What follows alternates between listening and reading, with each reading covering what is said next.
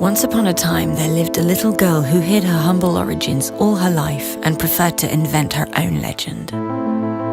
Once upon a time, Gabrielle Chanel was born under the sign of the Leo to a traveling peddler and a laundress who died at 32, exhausted by life. Once upon a time, there was a father who abandoned his 5 children and had his 3 daughters sent away to an orphanage. At 12 years old, Gabrielle would never see him again. Forever after, she pretended that he had left to make his way in America. Once upon a time, there was an orphanage behind the walls of a convent, the Abbey of Aubazine, where Gabrielle spent nearly 7 years.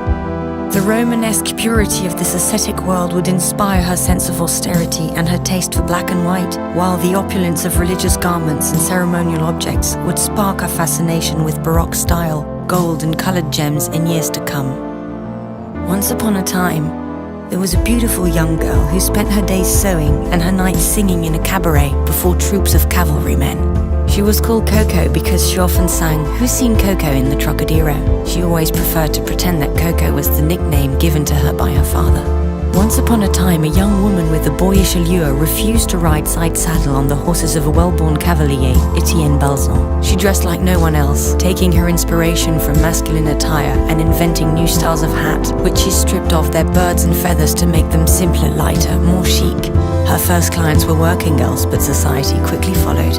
Once upon a time, there was a great love named Boy Capel. English, wealthy, and cultivated, he was the man of her dreams. He introduced her to literature, the Orient, and the esoteric. Boy helped Coco become Chanel. She decided to open her first boutiques in Paris, Deauville, and Biarritz. She wanted to work to win her liberty.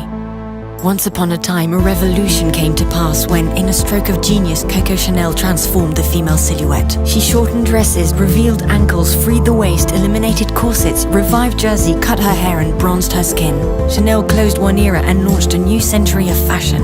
Once upon a time, at 31 Rue Cambon, Mademoiselle Chanel opened her first couture house in Paris in 1918. The little country girl, the orphan of Aubazine, had become the queen of Paris. Before liberating women, she had liberated herself. Once upon a time, there was a love story that ended abruptly. Boy Capel died in a car accident. For the first and last time, Coco Chanel was seen to cry. "Either I die as well," she said, "or I finish what we started together." She chose to go on.